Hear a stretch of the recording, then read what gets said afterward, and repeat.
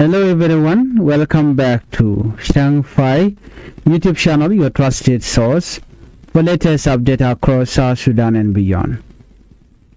Today we have several major developments coming out of Juba and Unity State and other part of South Sudan. In today's report, the government of South Sudan reacted strongly after the United States announced visa restriction and sanctions. Second, we'll talk about Vice President General Taban Deng make a surprise visit to Unity State. And finally, we'll talk about authorities request the removal of immunity for a former governor during an ongoing criminal investigation. Stay with us until the end because we will break down these stories and explain what they could mean for ordinary citizen and the future of the country. Before we begin, please like the video, subscribe to the channel and turn on the notification bell so you never miss important update from South Sudan and East Africa. Well, if you are new here, make sure you subscribe, turn on the notification bell, and then hit the notification so whenever we upload new video you can be notified immediately.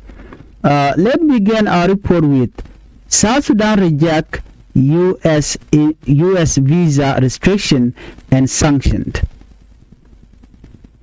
The government of South Sudan has officially responded after the United States announced visa restriction and sanction connected to the country peace process and corruption allegation. According to South Sudan Minister of Foreign Affairs, the government is unhappy with the recent statement released by the U.S. State Department. The statement from Washington criticized the slow implementation of the 2018 peace agreement and also announced visa restriction against some South Sudanese government officials.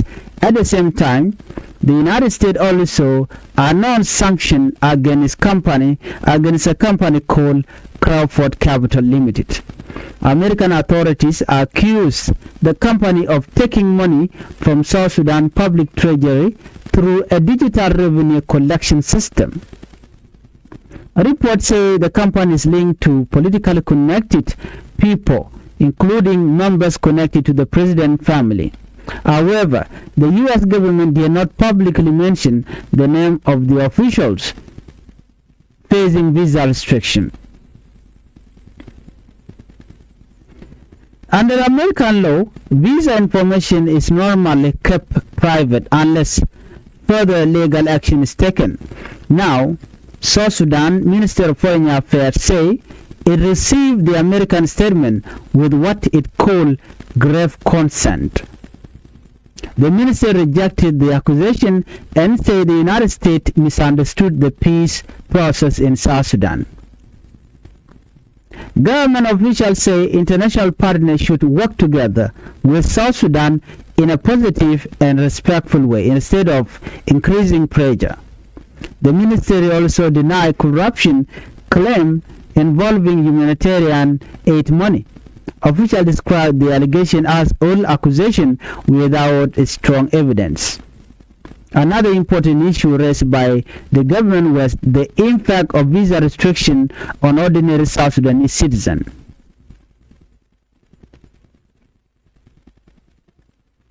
Well, according to the ministry, students, athletes, and young people with scholarship could also suffer because of the new measures. The government said these are people who have friendly relation with the United States and should not be affected by political disagreement.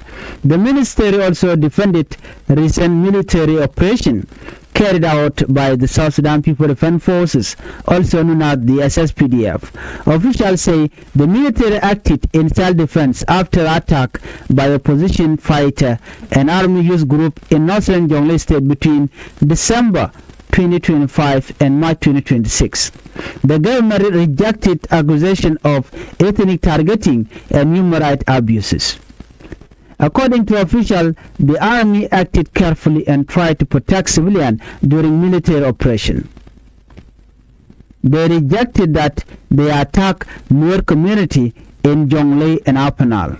South Sudan Foreign Minister Dr. James Peter Morgan also met with Ambassador Michael Adler to discuss relations between the two countries. According to this information, the government of South Sudan warned that a strong statement from foreign countries could encourage army group outside the peace agreement. Official repeated President Salva Kiir called for all-out group to join the peace process before the planned election in December 2026.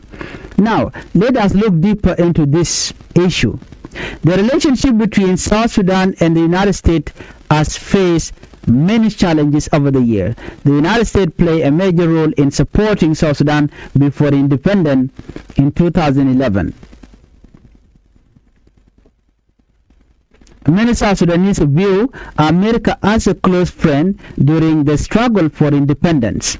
But after civil war broke out in 2013, relations between the two countries became more difficult. The international community has often accused South Sudanese leaders of delaying reform and slowing down the peace process. The 2018 peace agreement helped reduce fighting in many parts of the country, but several important issues remain unresolved. These include security reform, unification of forces, and political power sharing, and preparation for national elections. Many international observers fear that delay could increase tension again. The planned election in December 2026 are now becoming one of the biggest political topics in the country. Some people believe election could help move South Sudan toward democracy. Others worry the country may not yet be fully prepared. Security concern, economic problem, and political disagreement continue to create uncertainty in South Sudan. The latest U.S. sanction and visa restriction are likely to increase political pressure on South Sudan leadership. At the same time, government officials in Juba are asking foreign partners to support dialogue instead of punishment. This story is still developing, and many people are watching closely to see what will happen next. Let's move on to our second top story. Vice President Taban Deng visit Unity State. General Taban Deng made a private visit on Thursday, according to the report. The Vice President arrived in Bentiu, the capital of Unity State, according to local officials. Authorities say the visit was personal and not connected to official government work. According to the information, a state official explained that Taban Deng traveled to the area to inspect his farmland before the rainy season began. He also reportedly came to visit relatives and spend time in his home area. The visit attracted attention because it was his first trip to Unity State in many months. Earlier this year, in March 2026, Taban Deng publicly complained that he had been prevented from traveling to Unity State by officials connected to the office of the president. At that time, his comment created public discussion and political speculation. Now, his return to Unity State is again receiving national attention. Unity State Information Minister Nyekenya Jonas Kerr Roy confirmed his arrival in Bentiu. She said clearly that the visit was private. When the vice president arrived at the Bentiu airstrip, he was welcomed by several senior state officials. Among them were Deputy Governor William Gadjang, local military leader, and country officials. Authorities did not immediately say how long the vice president would remain in the state. Interestingly, some residents in Bentiu say they did not know the exact reason for the visit. One local resident explained that people were still trying to understand why the vice president had arrived.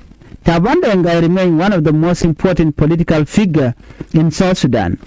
He is a senior member of the ruling Sudan People Liberation Movement, also known as SPLM, under President Salva Kiir Mayardit. He currently serves as one of the country's five vice presidents under the transitional unity government formed through the peace agreement. In the past, he also served as the first vice president before the government was reorganized under the revitalized peace agreement. His political journey has been closely connected to the country's peace process and internal political negotiation. Unity State itself remains one of the most politically important areas in South Sudan. The state has experienced conflict, displacement, and economic difficulties over many years. At the same time, it is also rich in oil resources and play an important role in the national economy. Whenever senior political leaders travel to Unity State, many citizens pay close attention. Some people believe private visits by senior leadership maintain connection with local communities. Others believe such visits may also carry political importance, especially during a period of increasing national political activity ahead of election. As South Sudan moves closer to the 2026 election, movements by major political figures are likely to receive more attention across the country. Citizens continue to hope for peace, stability, and development in Unity State and other regions.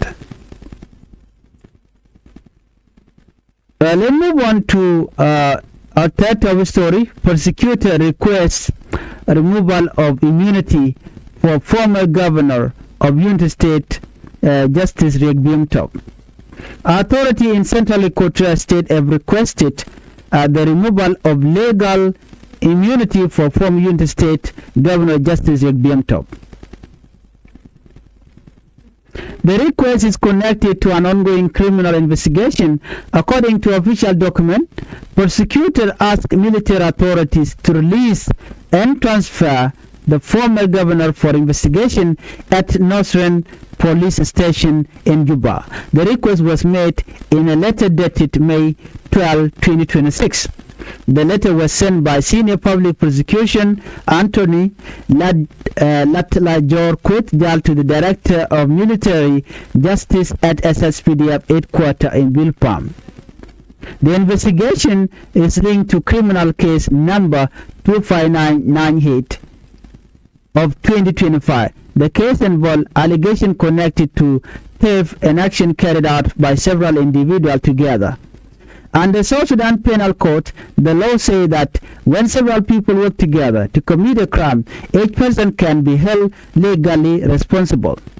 The law also defines that theft as taking property dishonestly without the owner's permission. After receiving the request from prosecutor, senior military official also communicated internally about the matter. Lieutenant General Deng Abot Kol reportedly asked the Chief of Defense Force to allow the release of the officer for civilian investigation. Officials say the process shows cooperation between military authorities and civilian legal institutions. At this stage, investigators are still working on the case. No court judgment has been announced, and as always, every accused person has the right to defend themselves in court according to the law. This case has attracted public attention because it involved a former state governor and senior military officer. In many countries around the world, legal immunity protect government official and military officer while they are serving in office. However, immunity can sometimes be removed if authorities believe investigations are necessary. Some citizens believe accountability is important for building public trust in institutions. Others say legal process should remain fair, professional, and free from political influence. As this case continues, many South Sudanese will be watching closely to see how the justice system handle the investigation. Well, today developments show that South Sudan is entering an important political period. The country is facing pressure from both inside and outside. International partners are demanding faster reform and stronger implementation of the peace agreement. At the same time, political leaders inside the country continue preparing for election expected in December 2026. Security concern, political disagreement, economic challenges, and question about governance remain major issues in South Sudan. But many citizens continue hoping for peace, stability, development, and democratic progress. The coming month could become very important for the future decision or for the future direction of South Sudan. We will continue following this story closely and bring you update as event develop. If you are new here to Changfied YouTube channel and this is your first time, I would like you to the channel by subscribing, turn on the notification bell so whenever we upload a new video you can be notified. Thank you for watching. Let's meet on the next video.